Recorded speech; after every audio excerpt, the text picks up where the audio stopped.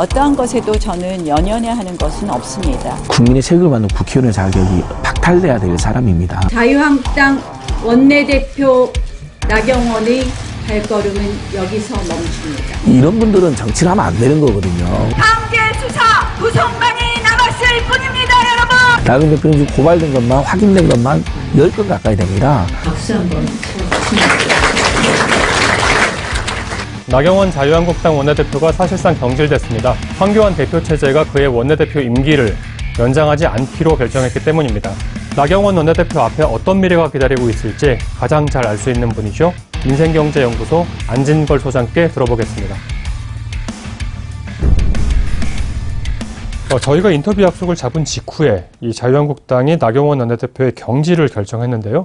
그 소식 좀 어떻게 받아들이셨습니까? 피호감이 굉장히 높다는 판단을 했던 것 같아요. 황교안 대표가 자기하고 어차피 경쟁하는 껄끄러운 상대다. 그래서 이참에 본인이 읍참마속한다고 했는데 저희들이 읍참나속을 한 거죠. 나경원 원내대표를 선거 얼굴로 내세우면 원내대표 있으면 계속 피호감, 그 부담도 덜어낸 건데 나경원 원내대표가 원내대표 재임 시절뿐만 아니라 그 전에도 굉장히 많은 문제적 발언들을 했었어요, 사실은. 저는 어떻게 이런 분이 한국 정치권에 그것도 국민의 세금을 받는 공당의 주요 간부이자 서울시장 후보까지 됐고 비극이라고 생각합니다. 안진걸 소장님 기억에 남아있는 가장 대표적인 문제적 발언이 있다면요. 우리 시청자들께서도 뭐 잊을 수 없는 발언이 자위대 50주년 기념식을 갔었죠. 눈도 하나 깜빡하지 않고 모르는 행사였다. 어느 고위 정치인, 어느 국회의원이요. 자기가 모르는 행사는 아예 갈 수가 없습니다. 반민특위도 국론을 분열시켰다고 하는 예를 들면 나치 전범을 처벌하는 독일이나 미국이나 뭐 프랑스에 대해서 그 나라의 유력 정치인이 계속 나치 전범을 이렇게 추적하면 국론을 분열시키는 거다. 당장 정치권사에 쫓겨날 겁니다. 갑자기 문제가 되니까 반문특위. 반문특위란 말은 단 한 번도 나와본 적이 없는 말입니다. 아예 언론이든 정치권에서도 하나도 쓴 적이 없는 말인데 그게 있는 것처럼 BBK를 설립했다고 하는 이명박의 발언 동영상이 공개되었을 때도 주어가 없지 않느냐라고 하는 정말 희대의 망언을 남기신 분인데요. 최근에도 문재인 대통령 지지자를 달창이라는 정말 입에 담을 수도 없는 굉장히 사실 많은 사람들이 그런 발언이 유력 정치인의 입에서 나온다는 사실 자체에 사실 많이 놀랐었죠. 이런 분들은 정치를 하면 안 되는 거거든요. 지금 안진걸 소장님이 나경원 원내대표를 굉장히 여러 번 고발을 하셨죠? 총 7번을 고발했는데요.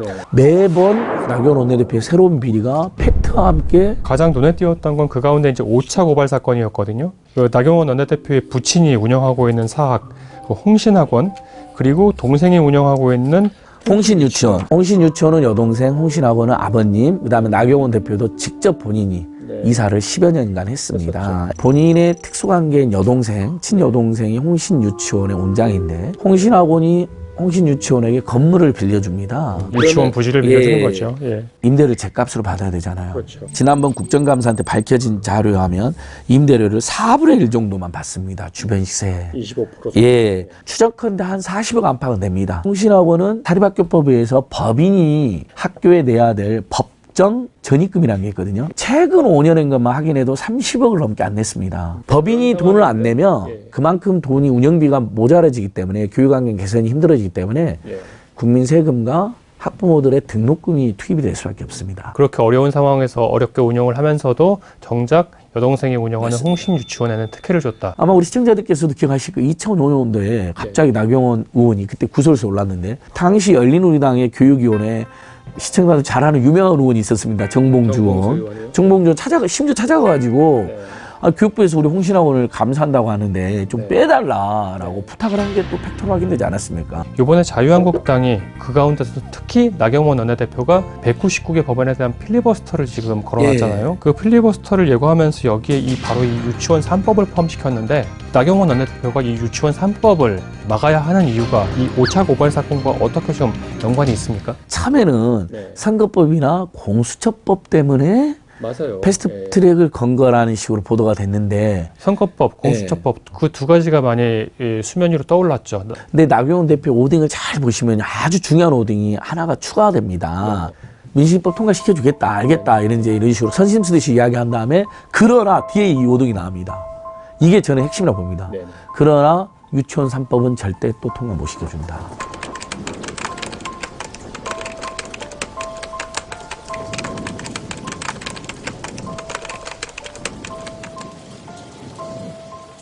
나경원은 누가 봐도 사학비리 비의혹이 짙은 사람입니다. 본인이 직접 사학족벌의 이사를 10년이나 했고 아버지가 지금도 이사장이고 여동생이 사립유치원 원장이고 이 유치원 원장인 여동생은 지금 현재 홍신하고 이사도 겸하고 있습니다. 사실 그런 내용들은 네. 언론이 무슨 많은 그 취재력을 동원해서 이미 다 확인을 해야 될 사항이 아니라 맞습니다. 다 나와 있는 이미 팩트들이거든요. 나왔고요. 성신여대 비리도 성신여대에서 비리를 주도하다가 구속까지 된 심하진 전 총장 시절에 전형비리, 입시비리, 성적비리를 함께 했다는 의혹을 받고 있습니다. 유치원 3법을 막는 과정에서 자유한국당의 사학과의 특수관계들이 너무 많아서 그런 거냐라는 것도 널리 알려져 있는 사실입니다. 심지어 공수처법인가는 당시 부의도 안 되셨잖아요. 그러니까 패스트트랙 다음에 왔잖아요. 진짜 의도는 유치원 3법을 막으려는 게 더 강했다라는 것도 알 수 있고 황교안 대표도 이 사학과의 이해관계에서 자유롭지 못하다. 법무부 장관 재임 전에 한유총, 한국사립유치원들의 총연합회인데 비리를 주도하고 그게 문제가 되니까 절대 못 고치겠다. 심지어 학부모들이 낸 지원금은 국가 회계를 안 쓰게 해달라. 이건 정말 직원 한 명도 없는 NGO도 다른 일입니다. 남의 돈을 쓰면 정확하게 어디에 쓰는지 특히 국가 돈이 들어오면 그건 명백히 밝혀주고 한 푼이라도 만약에 횡령이나 낭비가 있으면 환수당하는 거고 처벌받는 거죠. 그건 조그만 시민단체, 조그만 민간단체들도 다 하는 일이거든요. 한유총의 고문이었다는 거 아닙니까? 고문 변호사였다는 거죠. 법률 자문해줬다는 거 아닙니까? 이것은 민간기관이다. 일종의 치킨집이나 슈퍼마켓하고 똑같은 거다. 국가 개발 일이 아니다. 우리가 돈을 받아서 어디에 쓰든지 간에 상관할 일이 아니다. 그러면 시설 상료도 내달라. 이런 논리를 만들었다는 거 아닙니까? 나경원 원내대표는 이제 오는 10일까지 11일 끝으로 이제 원내대표 자리를 내놓게 되기는 하지만 현재 자유한국당의 투톱이라고 할 수 있는 황교안 대표, 나경원 원내대표 모두가 이 사학이라든지 아니면 이 사립유치원의 이해관계를 적극적으로 대변해온 한유총과 이해관계가 맞닿아 있다. 그런 측면에서 이 유치원 3법을 저지해야 할 필연적인 이유가 있다. 맞습니다. 이번에만 지연시킨 게 아니다. 패스트트랙에 올라가는 과정 330일 이미 지연시켰다. 한유총을 위해서 사실상. 이번에만 지연시킨 거로 오해하시면 안 된다는 거예요. 우리 국민들이. 작년에 벌써 통과돼야 될 법률이 또는 그전에 통과될 법률이 자유한국당이 계속 반대하고 횡포 부려가지고 어쩔 패스트트랙 다 하고 또 330일 기다렸던 거예요. 국민 여론은 거의 뭐 압도적 다수가 찬성 빨리 통과시키려고 그러는데 또 나경원 대표 필리버스터로 꼼수를 썼는데 이게 당에서도 별로 뭐 합의가 안 됐다는 지적도 나오잖아요. 그 정도로 왜 급하게 이런 무리수를 썼느냐. 공수처법 선거법뿐만 아니었다는 거죠. 왜 내 사학을 우리 사학을 건드려.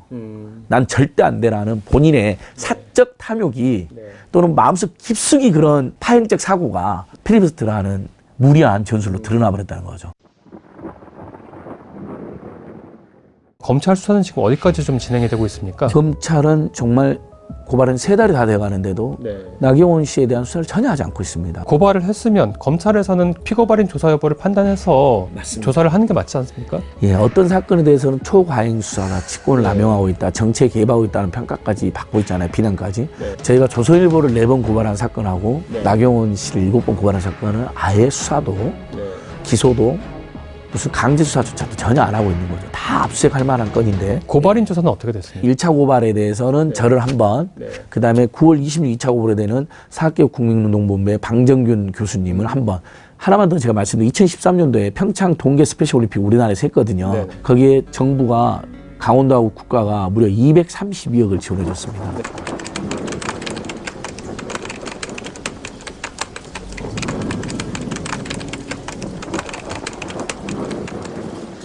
모든 공적 세금 지원의 원칙은요, 세금이나 기금이 지원되면 그건 국민의 혈세이기 때문에 쓰고 남잖아요. 100% 돌려줘야 됩니다. 돈이 남으면 조성 비율, 그러니까 전체 예산의 조성 비율대로는 돌려줘라 되어 있습니다. 232억을 예산을 정부로 받았고 실제로 60억 원대가 남았거든요. 제가 계산해 보니까 그럼 37억은 정부나 강원도에 반납을 해야 될 돈이에요. 근데 5억 정도 반납하고 4억을 사버렸어요. 몇 년 동안 묵히고 있다가. 4억이요? 예, 스페셜 올림픽 코리아 4억을 사버렸어요. 돌려줘야 된다는 걸 알면서도. 정부에서는 그 환수 요청을 하지 않았습니까? 이게 문제가 되는 거예요. 이때 주로 성신여대 비리나 아드님 따님 입시 비리나 그 다음에 스페셜 올림픽 코리아하고 스페셜 올림픽 관련 비리는요, 주로 언제 다 발생했냐면 2011년부터 2016년 사이에 많이 발생했습니다. 나경원 대표가 집 집권 여당의 실세로 가장 잘 나가던 시절. 서울시장 이명박 후보까지 정부, 이명박 박근혜 정부, 때. 박근혜 2014년도에 정부 예산안에도 없는 갑자기 20억이라는 예산을 나경원이 예결위원이거든요, 국회. 장애인 단체, 장애인 책 단체 법인화를 지원해줘야 된다고 20억을 갑자기 포함시킵니다. 최종적으로 13억이 통과가 됐는데요. 원래 정부 예산이 없던 거예요.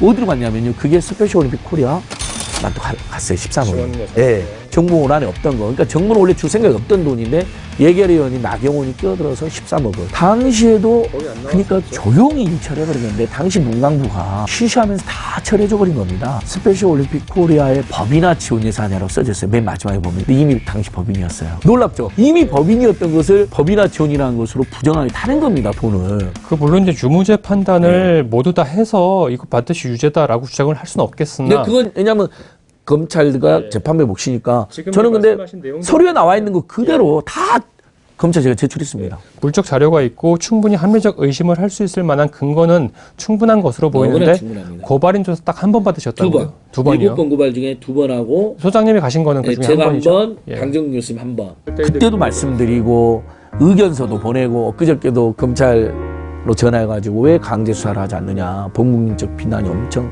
거세다. 성실한 답변은 돌아옵니까? 아니 그냥 네네 검토하겠습니다 이런 식으로만 이야기하죠. 전 법무부 장관 수사했을 때만큼 혹은 그 반의 반만큼 100분의 1만 하면 네. 황교안 씨나 나경원 씨 범죄 다 드러난다. 그동안은 나경원 원내대표가 현직 제1야당의 원내대표, 원내사령탑이었으니까 뭐 사실 이제 이런 경우에는 검찰이 수사하는데 조금 부담을 느낄 수도 있었을 것이다 라고 하는 거는 뭐 100번 양보해서 이해한다면 지금은 이제 오는 10일 이후에는 원내대표 자리를 내놓지 않습니까? 이제 검찰의 마지막 기회가 온 거죠. 고발한 지 100일이 다 되어가고 7번이 고발됐고 사실 또 저희가 고발한 거 말고도 정교조에서도 따로 한번 고발했고 어떤 작은 시민 모임에서도 또 따로 고발했습니다. 그러니까 나경원 대표는 지금 고발된 것만 확인된 것만 10건 가까이 됩니다. 진짜 중대한 직무유기고요. 검찰 해체시켜야 됩니다. 이 정도까지 하면요. 반드시 이제 이번만큼은 이제는 나경원 원내대표에 대한 수사에 검찰이 좀 더 성의를 보여야 된다. 예. 만약 검찰이 지금 이제 소장님 바람대로 혹은 소장님의 전망대로 나경원 원내대표에 대한 여러 가지 의혹, 비리를 제대로 수사한다고 했을 때 나경원 원내대표의 미래에는 어떤 결과가 좀 있을 수 있을까요? BBK 설립 주어가 없다. 반민특위가 아니라 반문특위였다. 자위대 행사인지 모르고 갔다. 달창. 유치원 3법 절대 안 돼. 이것만으로도 이미 이 사람은 정치인의 자격, 특히 국민의 세금을 받는 국회의원의 자격이 박탈돼야 될 사람입니다. 근데 또 이렇게 7번이나 고발되고 제가 물론 추가로 8번째, 9번째 지금 고발도 준비하고 있고요. 준비하고 계십니까? 예. 보수라는 게 뭡니까? 다른 나라의 보수들을 보면 최소한 국방, 그다음에 납세, 그다음에 품격, 애국심, 그다음에 사회적 모범, 노블리스, 오블리즈 이런 게 보수잖아요. 어떻게 되는데 우리나라 황교안 씨나 나경원 씨 보면 군대도 안 가죠. 이해충돌을 수시로 일으키죠. 말도 함부로 하죠. 최소한의 정치라는 게 모범까지는 아니어도 중간 정도라도 해달라는 거 하고 설령 국민들이 퇴출시키지 않아도 저는 이번에 검찰이 수사에 본격 착수하면 구속 엄벌 또는 최소 불구속이어도 무거운 기소가 있을 수밖에 없다. 정치적 행보에 대해서는 정계 은퇴가 마땅하고 정계 은퇴를 당할 수밖에 없다. 예. 본인이 안 하려고 해도. 그 소장님 등이 고발한 이 7번의 고발건, 좀 드러난 것만 7건인데 이런 것들을 검찰이 만약 최소한의 성의를 갖고 수사를 한다면 구속은 불가피하다. 국회의원의 지휘를 통해서 증거인멸이라든지 은닉이나 말맞추나 관련자 회유를 할 가능성이 매우 높기 때문에. 예. 알겠습니다. 바쁘신데 오늘 말씀 잘 들었습니다. 예. 고맙습니다. 이렇게 우리 한겨레 신문 오랜만에 와서 좋은 인터뷰 해주셔서 고맙습니다. 예.